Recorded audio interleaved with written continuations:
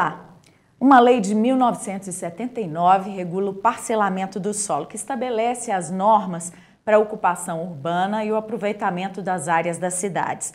O Além das Montanhas de hoje vai falar sobre as consequências do parcelamento irregular do solo, ou seja, a ocupação desordenada, e como resolver este problema, que é uma das atribuições do Ministério Público. Participam deste debate o promotor Leonardo Castro Maia, coordenador do CAU Especial, da Coordenadoria Estadual das Promotorias de Justiça de Habitação e Urbanismo, do MPMG. Remotamente, conversa conosco o coordenador do Núcleo Cidade e Regulação do Laboratório Arquifuturo de Cidades do INSPER, que é o Instituto de Ensino e Pesquisa, Vitor Carvalho Pinto. Ele também é jurista, especializado em infraestrutura, desenvolvimento urbano e finanças públicas, autor do livro Direito Urbanístico, Plano Diretor e Direito de Propriedade, e ainda é consultor legislativo do Senado Federal na área de desenvolvimento urbano. E aqui no estúdio está também conosco a Mila Correia da Costa, diretora-geral da Agência de Desenvolvimento da Região Metropolitana de Belo Horizonte. Muito obrigada pela presença de vocês aqui hoje na TVMP. Bom, eu vou começar perguntando para o doutor Vitor, qual que é a dimensão do problema da ocupação irregular do solo no nosso país? Inicialmente, muito obrigado pelo convite, Laura. Minha saudação também para a doutora Mila e o doutor Leonardo, que são amigos de longa data. É muito grande o problema da ocupação irregular do solo no Brasil. Acredito que mais de 30% do solo urbano brasileiro está ocupado irregularmente. E isso enseja uma série de problemas para a população que mora nesses assentamentos e para toda a cidade. A população que mora nos assentamentos não tem saneamento, não tem energia elétrica, não tem acesso a serviços públicos motorizados, né, como coleta de lixo, ambulâncias, etc. E toda a população da cidade é afetada também, porque a ocupação irregular do solo gera erosão, a erosão acaba levando ao assoreamento dos cursos d'água, isso acaba levando às enchentes, né?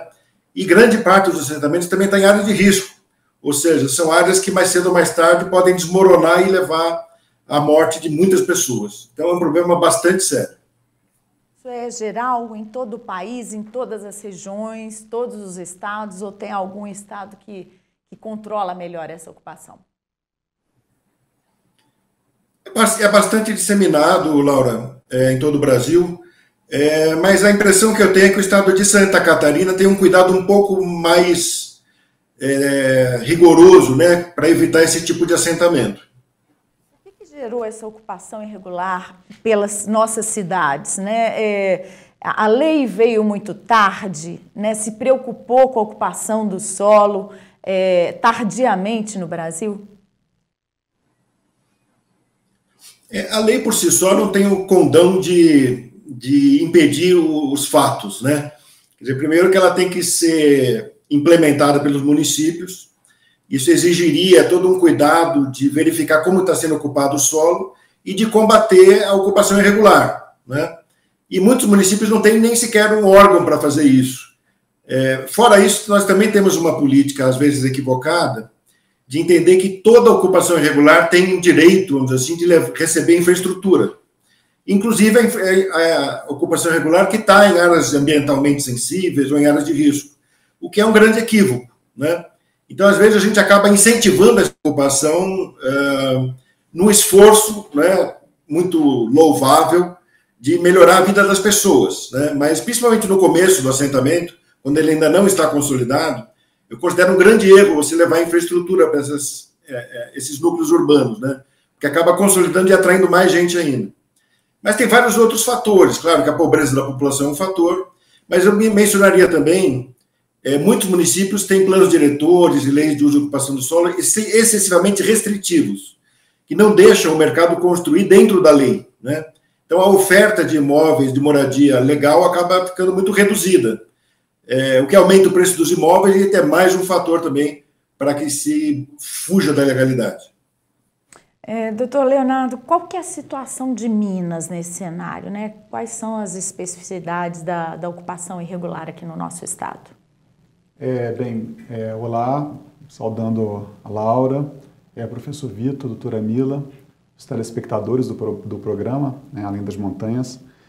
Minas Gerais tem um papel destacado nessa problemática que o professor Vitor colocou, porque somos 853 municípios. E eu acho que é certo nós afirmarmos que todos eles praticamente têm problemas com o parcelamento do solo, né? E 853 municípios com realidades muito divergentes, muito distantes, né? Então temos municípios muito pequenos em que esse problema da infraestrutura do serviço público, inclusive de aprovação de loteamento, de emissão de diretrizes urbanísticas e, sobretudo, de fiscalização, está bastante forte, não é? Então, existe sim um problema muito significativo, muito grande na área de habitação e urbanismo, nessa parte de parcelamento do solo. E o parcelamento do solo, ele vai criar uma situação que em grande parte dos casos ela é irreversível, né? Porque quando de fato acontece essa ocupação consolidada, então todos esses problemas afloram, né? De falta de infraestrutura de saneamento, falta de infraestrutura viária, uma circunstância, uma situação que acaba comprometendo um direito à cidade sustentável. E a gente pode considerar que dos direitos, né, direitos constitucionais, como o direito à saúde, por exemplo, e o direito à moradia, que é um direito social, todos eles estão relacionados. Então, quando eu comprometo o direito à moradia, o direito à cidade, eu acabo também prejudicando o cidadão numa série de outros direitos que ele tem, de saneamento básico, de educação, de saúde, né? Então, é um problema gravíssimo, que nós vivemos no Brasil inteiro, mas em Minas Gerais de forma bastante acentuada. O senhor concorda com o que o professor falou sobre as leis serem muito restritivas nas cidades, né? Os planos diretores das cidades? Sim, mas pegando o exemplo de Minas Gerais, o problema está ainda além, né, ou antes de uma situação de rigor da lei ou não, né? Na verdade, às vezes de inexistência Cada município é um centro de produção normativa. Então, cada município tem competências constitucionais em questão de parcelamento do solo, inclusive para disciplinar percentuais, por exemplo, de áreas de livre circulação, áreas institucionais.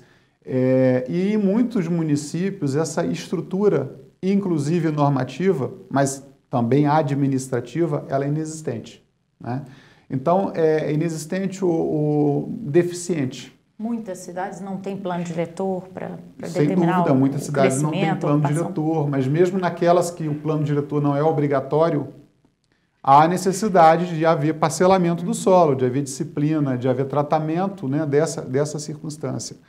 E, lógico, existe sim também um problema que não é um problema aliás, esse problema não é um problema só do poder público, é um problema de mercado, não é? Que é de fato a falta talvez de produto para todas as faixas, né, que precisam de moradia. Então há território, há glebas, né, disponíveis, há interesse, mas não há mercado. E muitas vezes também aqueles que estão se aproveitando de circunstâncias, porque eles fazem, por exemplo, um parcelamento irregular e esperando que no final a infraestrutura virá pelo município, por exemplo, pelo poder público, né? Então, é uma situação que deveria ser internalizada pelo loteador, pelo parcelador, ela acaba sendo deixada de lado de forma conveniente para ele e criminosa, e prejudicando a sociedade e o poder público. Doutora Mila, em Belo Horizonte, como é que se deu historicamente essa ocupação do solo? Que problemas a gente tem aqui, né, nessa região metropolitana? Olá, muito prazer conhecê-la, Laura. Professor Dr. Vitor, com quem já tenho uma interlocução há bastante tempo, já foi até da minha banca de doutorado, tive o privilégio de tê-lo comigo, doutor Leonardo, que é um grande parceiro nos dilemas da região metropolitana. A região metropolitana de Belo Horizonte não tem uma realidade distinta do que tanto o doutor Leonardo descreveu quanto o professor Vitor. Nós temos 50 anos de história de região metropolitana, é uma das 8 primeiras criadas no Brasil. Belo Horizonte é uma capital planejada, então ela começa com uma história de planejamento diferente do resto do país, mas é uma capital pequena quando a gente compara, por exemplo, com São Paulo. Então, o crescimento de Belo Horizonte como capital depende necessariamente dessa interligação e desse relacionamento com os municípios do entorno. Nós somos a 3ª maior região metropolitana do país. São 34 municípios, somente atrás de Rio e São Paulo. Então, a gente tem um desafio muito grande, na linha do que o doutor Leonardo mencionou. A região metropolitana de Belo Horizonte ela é o retrato do Estado, é o retrato do país, da diversidade. Então, nós temos, na mesma região metropolitana, Belo Horizonte, Contagem, Betim, que são municípios muito estruturados, grandes, que têm, por exemplo, uma legislação urbanística bastante estruturada, mas nós temos na outra ponta Baldim ou Itaguara, que estão quase na franja da região metropolitana, que têm realidades bastante diferentes. Então, a gente tem que lidar com essa diversidade, com essa diferença, e lidar com a irregularidade que é uma marca da nossa região metropolitana hoje. Tanto a irregularidade urbanística do ponto de vista da ocupação, quanto do déficit habitacional, como o professor Vitor mencionou, não só por causa do rigor da legislação, isso a gente encontra e é uma realidade, né? Tanto gera um prejuízo, principalmente no fornecimento da habitação de interesse social, que é um desafio que a gente vai enfrentar agora com o nosso Plano Metropolitano de Habitação de Interesse Social, mas também por causa da falta de estruturação de uma legislação urbanística e principalmente de um rigor fiscalizatório. A agência hoje tem um poder de polícia e atua junto com os municípios no combate a essa irregularidade, mas a gente sabe que o poder de polícia sozinho ou a estruturação da legislação urbanística sozinha, só isso a gente não consegue resolver a questão da irregularidade. Copasa, CEMIG, por exemplo, que são as nossas fornecedoras de serviços essenciais, hoje já tem até vários acordos com o Ministério Público nesse sentido, numa tentativa de se coibir a ocupação irregular, na linha também do que o professor Vitor disse. Vem a ocupação, a gente vê muitos programas nesse sentido, né, nos jornais, etc. A gente vem a ocupação irregular e em seguida vem uma demanda de fornecimento de serviço público que é intrínseca. E os municípios, eles se sentem muito pressionados, até por serem os protagonistas da política urbana no Brasil, pelo artigo 182 da Constituição, o Estatuto da Cidade, eles se sentem pressionados a fornecer toda essa gama de serviços públicos para aquelas ocupações. E, na verdade, isso vai gerando um grande problema, que é o estímulo à ocupação irregular, sendo que, na medida, você precisa mesmo fornecer os serviços, mas as pessoas não poderiam ocupar aquelas áreas, principalmente as áreas de risco. Então, no mês de janeiro agora, a gente vai viver mais um drama que a gente vive ano a ano. E Belo Horizonte tem uma especificidade por causa da geologia, dos cursos d'água submersos, né? Que agrava, né, essa ocupação irregular. Agrava. Tanto por causa do problema de macrodrenagem que a gente tem na região metropolitana, que é uma característica dos nossos municípios, quanto pelo fato de que as bacias elas transcendem os limites dos municípios, vide o caso da Pampulha, vide o caso do Arrudas, então a gente precisa de uma atuação coordenada.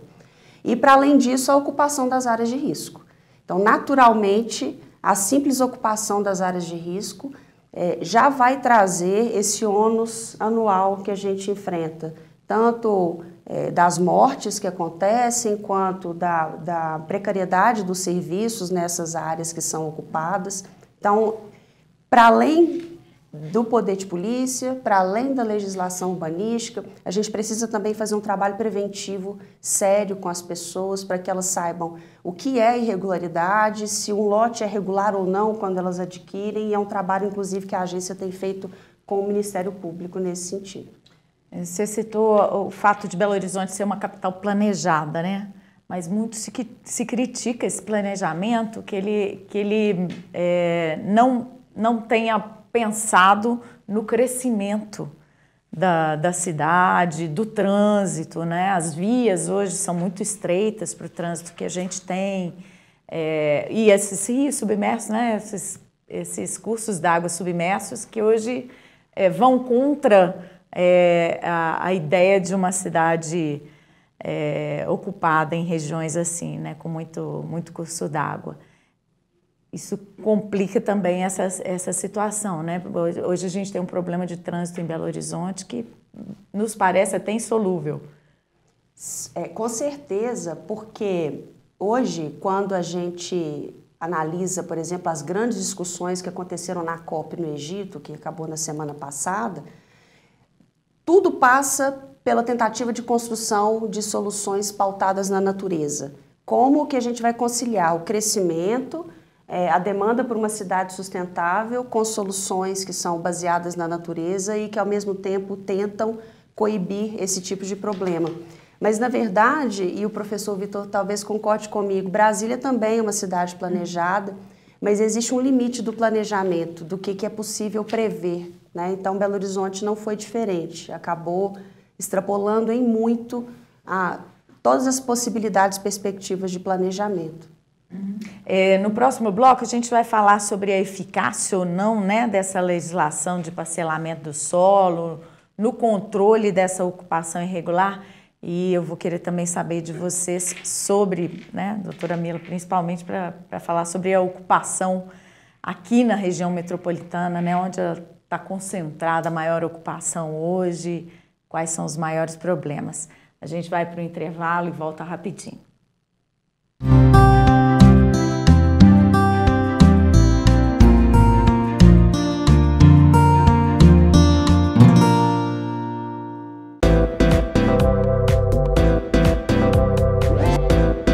TVMP, em todo lugar, ao seu lado. Realização Ministério Público de Minas Gerais. Siga a gente nas redes sociais e procure por MPMG Oficial. Para mais informações, acesse mpmg.mp.br.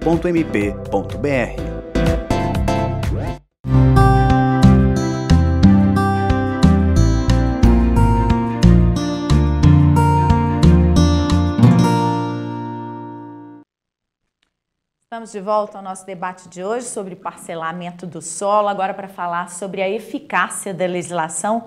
Professor, a lei específica, né, da regulamentação do parcelamento do solo é de 1979, foi uma época de boom, né, de desenvolvimento no país, as cidades já cresciam irregularmente. A lei trouxe algum benefício, conseguiu controlar isso de alguma forma? Trouxe sim, Laura. Até aquela época, não tinha praticamente nenhuma lei federal de urbanismo. Tudo que se fazia era de livre decisão dos municípios. E a lei deu um balizamento muito bom no sentido da necessidade de se controlar a urbanização brasileira. Ela tem até hoje vários dispositivos que nós deveríamos cumprir, né, e cobrar o cumprimento. Então, por exemplo, o município tem que delimitar a sua zona de expansão urbana. Isso é uma coisa muito importante, né? Por quê? Porque só pode haver loteamento dentro da zona de expansão urbana. E é importante que essa zona não seja muito ampla para não criar uma cidade muito de baixa densidade, muito espalhada, né? A cidade mais concentrada é uma cidade mais fácil de se administrar e é melhor para o morador. O próprio parcelamento propriamente dito, né, ele não é livremente decidido pelo loteador. O loteador, primeiro, ele pede para a prefeitura diretrizes sobre como que tem que ser ocupada aquela gleba dele. Isso é muito importante, porque, na verdade, quem tem que escolher quais são os tamanhos das ruas, onde vão estar as praças, onde vão estar as escolas, postos de saúde, né, tudo que a cidade vai precisar para transformar aquilo num bairro, é a prefeitura, né? Então, ela tem que fazer essas diretrizes, isso aí é um plano urbanístico da prefeitura. Só depois que isso estiver pronto é que o proprietário pode fazer o loteamento, né? E, posteriormente, a gente teve o próprio Estatuto da Cidade, em 2012, foi alterado por uma lei preocupada com a questão da resiliência urbana. E essa lei exigiu que cada município aprove para cada zona de expansão urbana um plano urbanístico próprio, né? Então, não basta dizer que é zona de expansão urbana que pode lotear. Na verdade, você tem que ter um plano urbanístico sobre como vai ser feito essa ocupação, não de uma gleba em particular, mas da zona inteira, né? Então, essa é uma outra exigência muito boa que entrou para o Estatuto da Cidade. E mesmo a regularização fundiária, hoje em dia, a gente tem uma lei de 2017 que organiza esse processo, né? Que ele era muito tumultuado até então. Na verdade, essa lei, vamos dizer, atualizou uma outra lei de 2009, né? Mas antes disso, não havia uma regra clara sobre como fazer a regularização dos assentamentos que estão consolidados.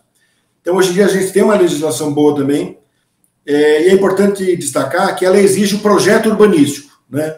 Então, não é qualquer assentamento que vai ser regularizado e não é da maneira que ele se encontra naquele momento que ele vai ser regularizado. Tem que ter um trabalho de arquitetura e urbanismo, né, junto com todas as outras profissões, para avaliar quem fica onde, o que tem que sair, né, como que você vai abrir espaço para áreas públicas, para tornar aquele assentamento que na origem é irregular como um bom assentamento urbano, né?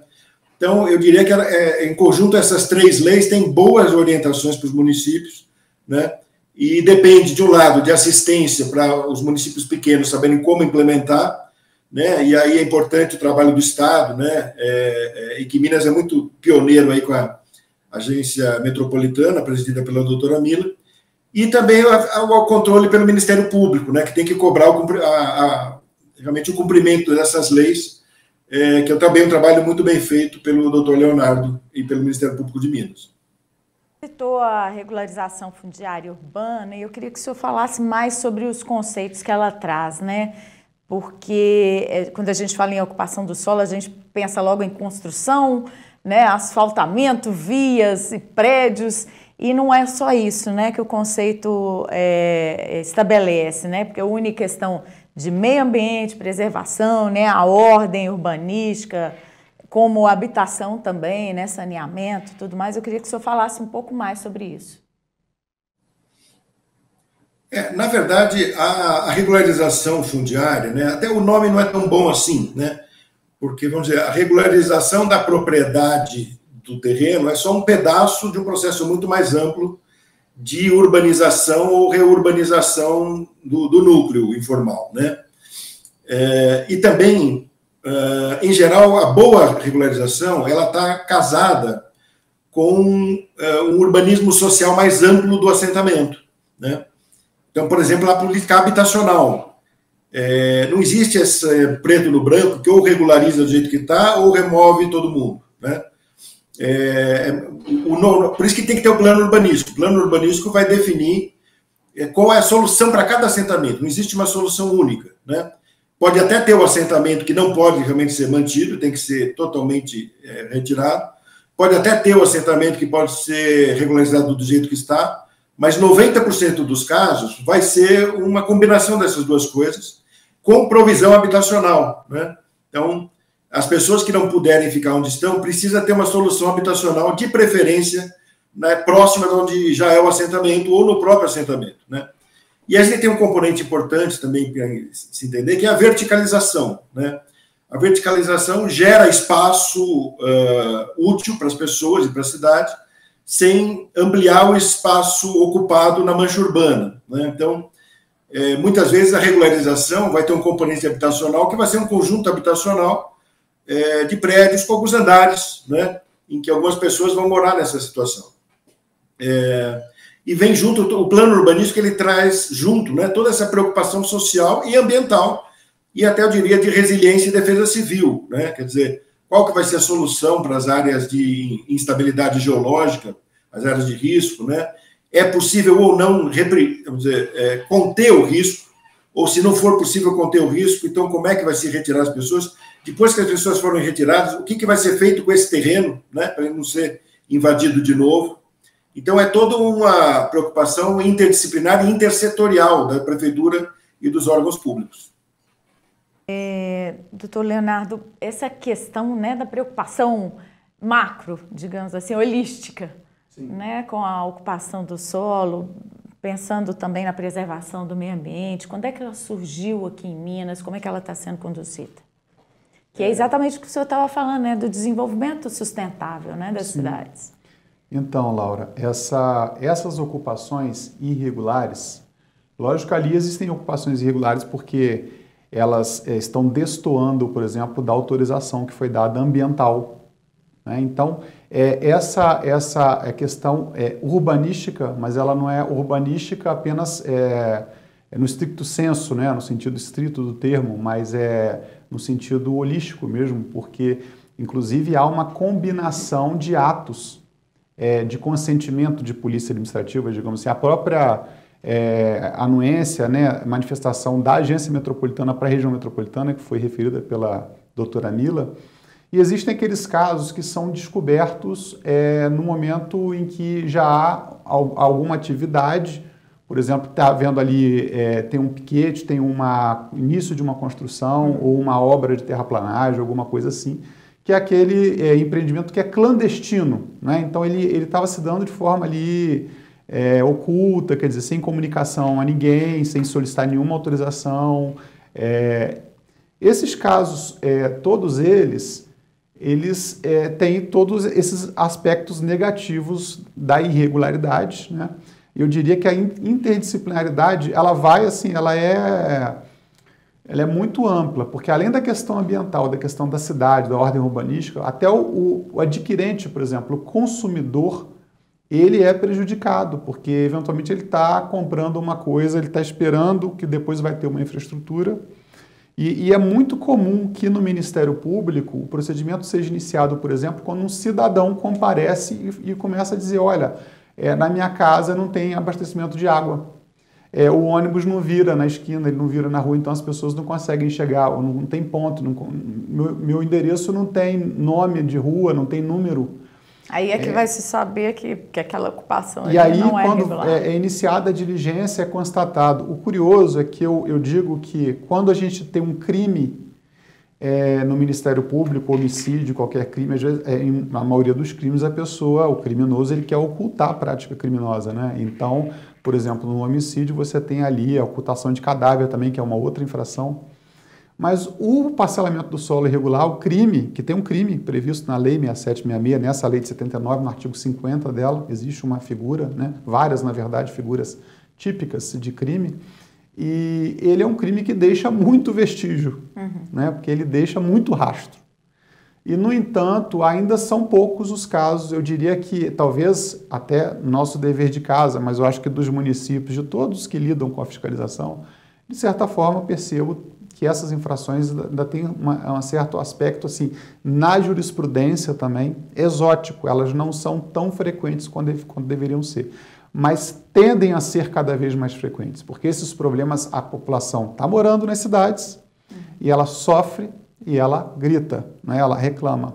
E esses problemas cada vez mais chegam ao Ministério Público, chegam aos os órgãos que têm atribuições administrativas. Nós, no Ministério Público, vamos cuidar de dois aspectos, que é a tutela criminal, que é a persecução, né, do infrator pelo crime do artigo 50 e seguintes, e também na esfera civil, que é para tentar ajustar, buscar uma reparação, desfazer o empreendimento, às vezes, que começou mal, ou adequá-lo, ou até, num caso extremo, caminhar para uma regularização. O mesmo vale para a atividade econômica exercida dentro da cidade, né? Esses dias nós tivemos denúncia da atividade minerária, né? Que agora está sendo, foi alvo de inquérito da Polícia Federal, foi descoberta pela Polícia de Meio Ambiente, né? Aqui em Belo Horizonte, foi investigada pela Polícia Federal, agora estão sendo indiciados os responsáveis, né? Por uma extração mineral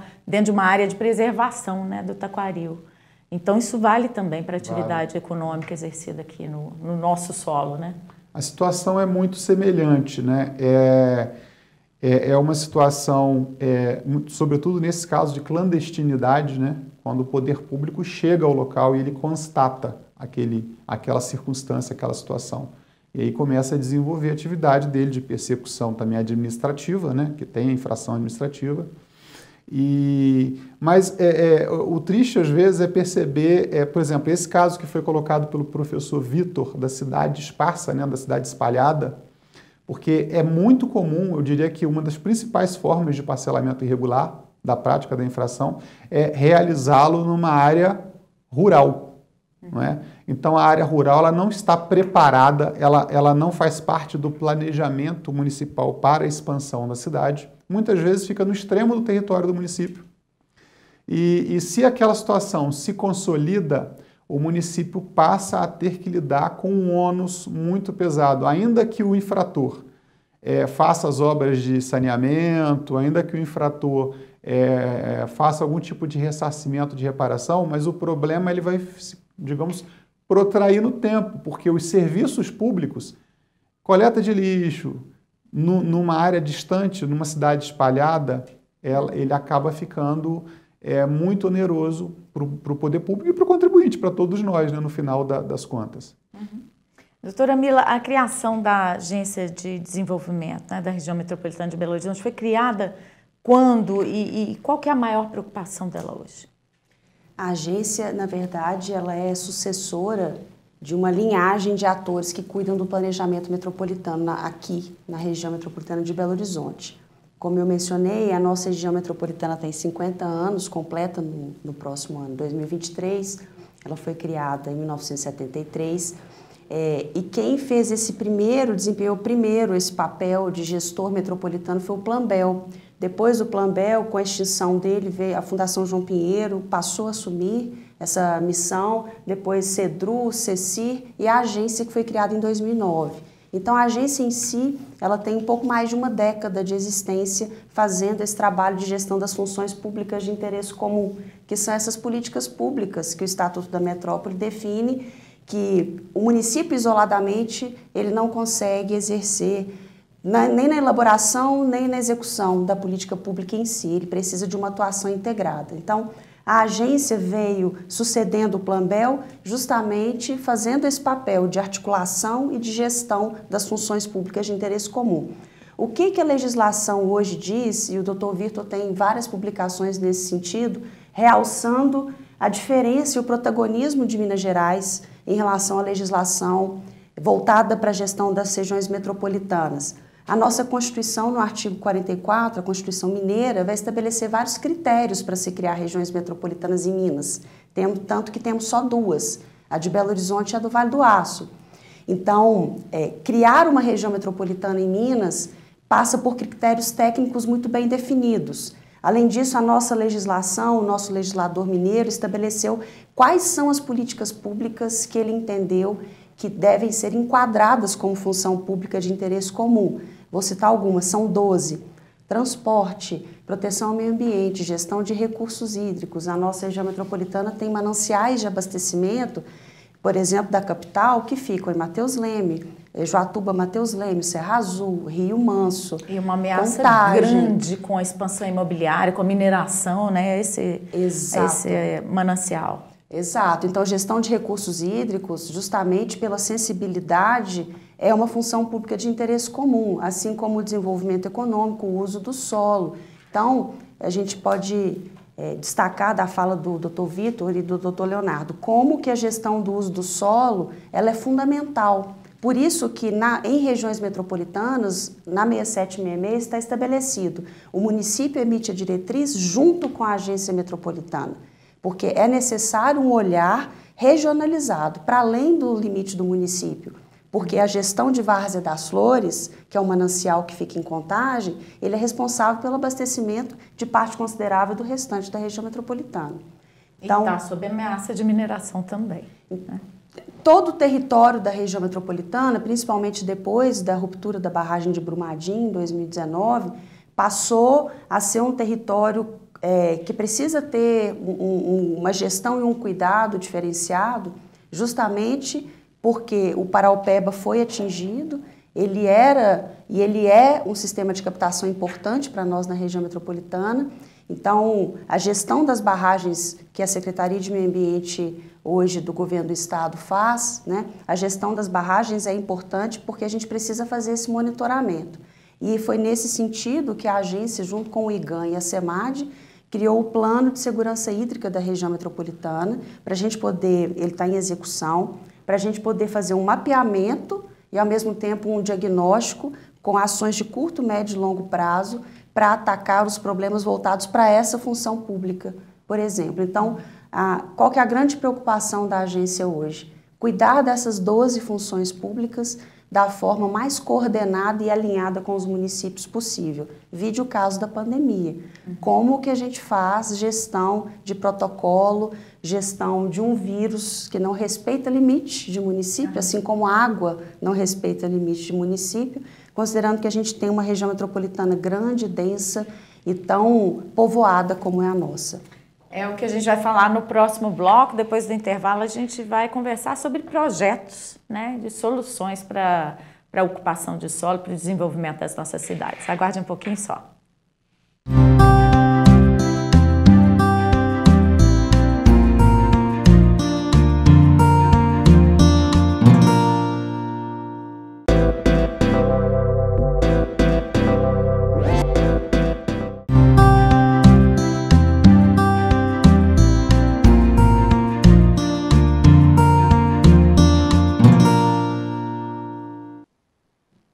No programa de hoje estamos debatendo o parcelamento do solo e agora vamos falar sobre as soluções para as cidades com o problema da ocupação irregular. Eu pergunto ao professor quais são as saídas apontadas por estudos para as nossas cidades, né? Que exemplos que a gente deve buscar e que projetos, né, têm sido mais estudados? Laura, eu acho que tem uma questão importante quando a gente vê a regulação urbanística de outros países, né? Que é quem tem a iniciativa do processo de urbanização. Toda a nossa discussão aqui no Brasil sobre parcelamento do solo parte da ideia de que a iniciativa é do proprietário da gleba, né? Quer dizer, ele é que decide se ele quer ou não quer lotear, como é que ele quer lotear, e o município fica apenas ali no papel de licenciar ou não o empreendimento, né? Em outros países, a iniciativa do parcelamento do solo é do município, né? Ou seja, o município é que decide que é o momento de expandir o tecido urbano, é o momento de ampliar a cidade.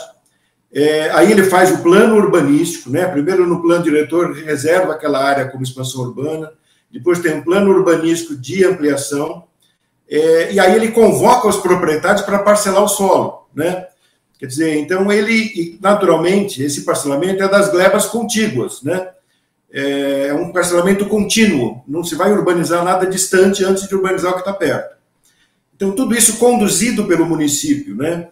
E aí, convocando os proprietários à medida da necessidade do que ele precisa para expandir a cidade, né? Então, é um processo mais ou menos inverso, né, do nosso. E, aparentemente, tem resultados muito melhores do que o nosso. Então, acho que a gente deveria olhar com carinho para isso, né? Nós chegamos a ter no Congresso Nacional projeto de lei para regulamentar um dispositivo da Constituição que é o parcelamento compulsório, né? Que, de certa maneira, é essa ideia de que o município toma a decisão de que ele acha que é o momento de parcelar determinada região da cidade, né? Isso está previsto na Constituição, nós nunca conseguimos implementar, mas, a meu ver, seria um caminho possível para a gente pensar esse assunto. Uma outra questão é o que a gente chama de reparcelamento do solo, né? Que é a situação em que você tem uma área que já foi parcelada, mas o parcelamento não é bom. Ele ou tem muito baixa densidade, ou na origem ele era para uma finalidade, hoje a gente quer mudar a finalidade. Por exemplo, um bairro industrial que não tem mais indústria, uma área portuária que não tem mais o porto, né? Ou o porto não foi substituído por outro porto mais moderno, né? Muitas cidades têm essas áreas, então é preciso ter um sistema para você reaproveitar essas áreas e trazê-las para o bom desenvolvimento urbano. E nós não temos uma legislação para isso, né? Ao contrário de vários outros países que têm. Então, é um pouco essa ideia do reparcelamento do solo, né? Você tem que ter uma solução para isso. Nós tivemos um avanço agora na lei das ferrovias, que é a lei do ano passado, que foi aprovada pelo Congresso Nacional, e ela tem um capítulo inteiro para as operações urbanísticas, para viabilizar o que a gente chama de desenvolvimento orientado pelo transporte. Essa ideia de que quando você leva uma ferrovia para algum lugar, você tem que aproveitar o entorno das estações para fazer um desenvolvimento urbano de maior densidade, né, com mais áreas públicas, etc., para mais gente poder morar perto do metrô, das ferrovias de transporte de passageiros e aproveitar dessa mobilidade, né? Esse dispositivo da nova lei das ferrovias é muito positivo, ele tem que ser estudado para se começar a implementar, né? Talvez seja um bom caminho para a gente poder fazer o parcelamento do solo para dentro da cidade, né, antes de pensar em fazê-lo para fora. Eu estou me lembrando aqui que essa questão foi muito trabalhada aqui pelo nosso legislativo, né, a questão da recuperação das ferrovias, né? O Brasil tinha uma malha ferroviária importante e funcional, né? E nesse período mesmo da década de 70 começou a privilegiar o transporte rodoviário e as rodovias ficaram abandonadas, né? É um acervo importante a ser recuperado, né, para a mobilidade. Com certeza, a gente vê os países mais desenvolvidos, né, toda a mobilidade é centrada principalmente em ferrovia, né? A gente vê um país como a China, né, que construiu em 10 anos mais do que nós construímos em toda a história do Brasil, né? Então é muito importante. E nós temos o VLT, né, que é um modal um pouco híbrido, digamos assim, que é um modal, é uma ferrovia, é o antigo trólebus, né? O antigo... enfim, então ele é movido a energia elétrica, né? Mas ele anda pela rua, né? Espécie de trem que anda na rua. E ele é extremamente eficiente, ele é agradável para o passageiro, né? E ele pode viabilizar um transporte ferroviário muito mais barato, porque não precisa de você abrir novas linhas de ferrovia, né? Você aproveita o próprio sistema viário já existente, atualmente utilizado pelo automóvel. Então, é muito importante, né? E outra coisa muito importante hoje em dia é que se integra o transporte ferroviário de passageiro com a bicicleta. Então, você tendo a bicicleta, você expande o universo, vamos dizer, de atendimento por mais uns 10 quilômetros ao redor da estação ferroviária, né? Então, para isso, você tem que ter o local para você colocar a bicicleta, né? Ou você tem que ter aquela bicicleta de locação por aplicativo, tem que ter uma solução para isso, né? Mas é o que todo mundo está fazendo, todo mundo está buscando isso fora do Brasil, né? Então, é uma coisa que a gente tem que caminhar nesse sentido também. Doutora Mila, aqui para a região metropolitana, né? Estamos falando dessas condições todas que são essenciais para a gente melhorar o desenvolvimento das cidades da região metropolitana, principalmente, né? Retomada do uso das ferrovias, né? A gente tem uma ferrovia abandonada na zona sul da cidade, limite ali com Nova Lima, né? Em que há uma discussão, inclusive, sobre a destinação daquela área ali, que é uma área de importante recarga de água para a estação do Cercadinho. Como lidar com essa questão, né? Diante da expansão imobiliária que quer crescer para aquela região ali? Laura, o desafio é muito grande, na proporção do tamanho da nossa região metropolitana. Mas os atores que lidam com a região metropolitana de Belo Horizonte hoje atuam de uma maneira bastante articulada. Então, vou te dar um exemplo, nesse caso do Vetor Sul, dessa área especificamente, que hoje é propriedade da União. Existe um grupo de trabalho com o Ministério Público, coordenado pelo Ministério Público, justamente tentando fazer o levantamento das soluções possíveis, das alternativas para uso da área. Existe o plano de mobilidade da região metropolitana de Belo Horizonte, que vai ser entregue esse mês, já vem de 2 anos de execução, e é um plano que, usando as matrizes de origem e destino de pessoas e de cargas, a gente consegue mapear o movimento pendular das pessoas e o movimento das cargas na infraestrutura viária e ferroviária que a gente tem. Então, um desafio que nós temos, e o Dr. Vitor falou muito bem, é como fazer a integração dos modais. A agência tem um projeto de 2012, que chamava Projeto Trem, em que a UFMG fez a filmagem de toda a linha existente na região metropolitana e foi feito um levantamento das rotas possíveis, viáveis ou não. Então, eu sou de Divinópolis, região centro-oeste. Existia, por exemplo, o levantamento de uma rota possível entre Divinópolis e o aeroporto de Confins, uma rota entre Belo Horizonte e Ouro Preto. Então, o governo do estado fez o plano estratégico ferroviário junto com a Fundação Dom Cabral, fazendo esse levantamento e análise de viabilidade. O desafio que a gente tem hoje é esse, como investir num transporte, e aí falando dessa função pública específica, sistema viário mais transporte, como fornecer um transporte coletivo de qualidade, ao mesmo tempo investindo nos outros modais.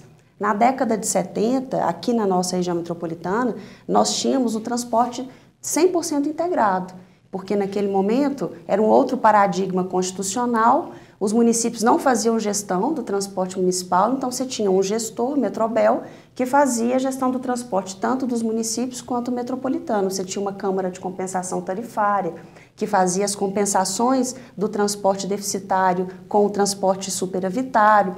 Então a gente tem um desafio de retornar a essa situação anterior, considerando que a gente tem aí quase que 34 gestores do transporte, já que alguns municípios ainda não têm o transporte municipal. Então, o desafio é esse, como a gente criar projetos, planos de integração dessas ações em todas essas políticas públicas e, ao mesmo tempo, torná-las eficientes nessa atuação coordenada. Porque a Constituição de 88, ela tem o ônus e o bônus. O grande bônus da democratização é que você alça o município à condição de ente da federação e dá a ele um pacote, assim, um rol, uma carteira de políticas públicas relevantes. Mas isso, ao mesmo tempo, dificulta o planejamento regional, porque você precisa o tempo todo da adesão do município a um planejamento maior. Esse, para mim, é o grande desafio de se pensar regiões metropolitanas no Brasil. A agência preside o Fórum Nacional das Entidades Metropolitanas, que agremia 14 entidades Brasil afora, e a cada encontro que a gente compartilha os nossos desafios, a unanimidade é essa, como conciliar a autonomia municipal com a necessidade de um planejamento integrado. Doutor Leonardo, pensando no que o professor falou, né, sobre como o parcelamento do solo deve ser coordenado, eu penso se a gente não tem um despreparo das gestões municipais para isso, né, para pensar nesse planejamento para as cidades, né, cada prefeito que é eleito tem que ter uma equipe bem preparada para pensar cidades, não? A gente tem isso aqui em Minas? Eu acho que esse é um problema, eu não tenho a menor dúvida, é um problema que os municípios enfrentam, inclusive essa questão da continuidade, né, de políticas que não são pontuais ou esporádicas, né, que devem ter esse caráter contínuo. A gente enfrenta municípios, por exemplo, em procedimentos que tratam disso, que não tem um documento, foi aprovado pelo município. Quer dizer, o empreendedor tem um documento, uma aprovação urbanística, e o próprio município que emitiu tem dificuldade de localizá-la. Esse tipo de problema, portanto, existe e ele é bastante vivenciado, né, pelos promotores. O Ministério Público, se a gente considerar aqui, olhando as nossas atribuições, né, nessa temática, a gente está buscando também um aprimoramento, soluções, né? Então, ontem mesmo estávamos discutindo o planejamento estratégico do Ministério Público para os próximos anos. Essa temática, moradia, acesso, né, à terra urbanizada, ela está entre as prioridades para os promotores de justiça, né? Então, eu até concluo, né, que como os problemas eles estão se intensificando e eles estão batendo a porta do promotor, o promotor de justiça acaba querendo ter uma atenção da instituição, um suporte material. E no âmbito da Coordenadoria de Habitação e Urbanismo, esse é o carro-chefe da coordenadoria, sempre foi, mas o que nós estamos fazendo, revisando o material de apoio, o material de trabalho, qualificando esse material para fazer o link com outras questões, como, por exemplo, a proteção e defesa civil, desastres urbanos, né? Então, o material de parcelamento do solo, ele já traz como um checklist, porque a gente imagina também aquele promotor que é o promotor de todas as atribuições, o promotor clínico geral. Como a gente tem um estado... Comarcas, né, sim. Se a gente tem um estado com 853 municípios, muitas comarcas, né? O segundo maior Ministério Público em termos de número de procedimentos do Brasil, E então a gente tem que imaginar que tem muitos promotores que nas suas comarcas detêm todas as atribuições. E o tempo escasso para todos hoje, né? Quanto mais no tempo hoje, tudo muito dinâmico. Então o que a gente está buscando fazer é preparar um material que seja uma espécie de checklist, em que o promotor, ele ao olhar um problema específico de loteamento, ele acabe sendo levado a checar todos os possíveis relações que aquele problema, por exemplo, com a questão ambiental, com a questão da barragem, né, existe uma previsão na Lei de Política de Segurança de Barragens, por exemplo, sobre parcelamento do solo, ocupação e uso do solo, artigo 18A da lei, preocupação que não haja parcelamento em zona de autossalvamento, ou melhor, não haja zona de autossalvamento onde possa ser, né, objeto de parcelamento. Fizemos um seminário, recentemente a doutora Mila, inclusive, foi nossa convidada, né, e participou, também registrador de cartório de registro, promotor de justiça, ou seja, buscamos fazer um seminário também com esse aspecto interdisciplinar. E se nós pensarmos nesse problema da relação que o parcelamento tem com as outras disciplinas do consumidor, mesmo no Ministério Público, no âmbito do Ministério Público, é um foco hoje da nossa trabalho, aumentar a interlocução. Aí eu diria interlocução interna e interlocução externa, porque hoje temos vários trabalhos, como por exemplo esse grupo de trabalho, que é para essa questão Nova Lima, Belo Horizonte, em que trabalhamos com a Agência Metropolitana e outros parceiros.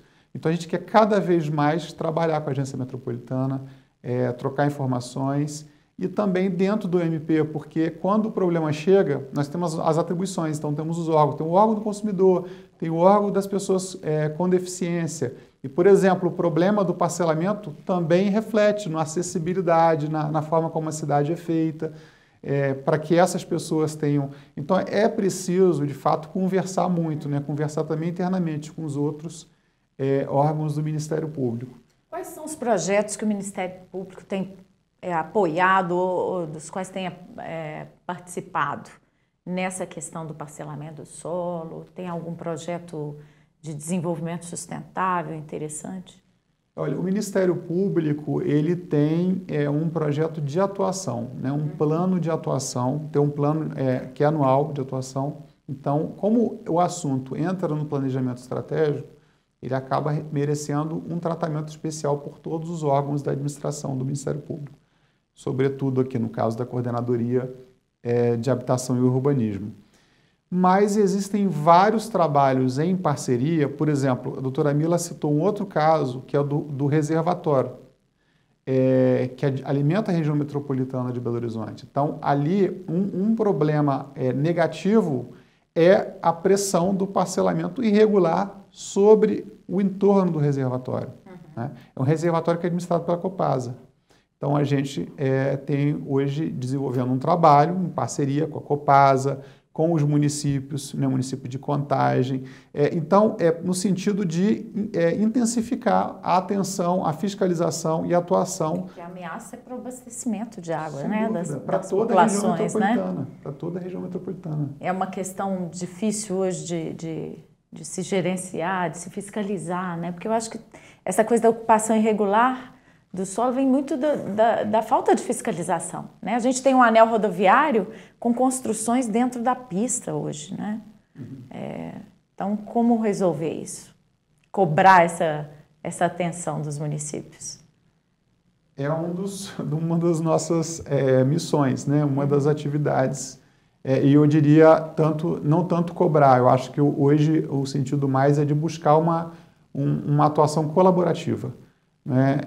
A cobrança, eventualmente, tem que vir, mas ela, primeiro, é buscar mesmo mostrar, porque o problema é de todos. O município, eu acho que ele inclusive, o mais prejudicado, né? O próprio poder público, né? Porque o problema municipal, o problema local, ele é todo enfrentado e sofrido e vivenciado por ele.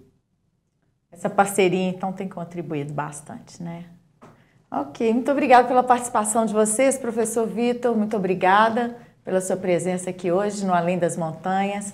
Doutora Mila, doutor Leonardo, obrigada pelas presenças. E a você que esteve nos assistindo, continue ligado na programação da TV MP. O Além das Montanhas volta diariamente. Até breve.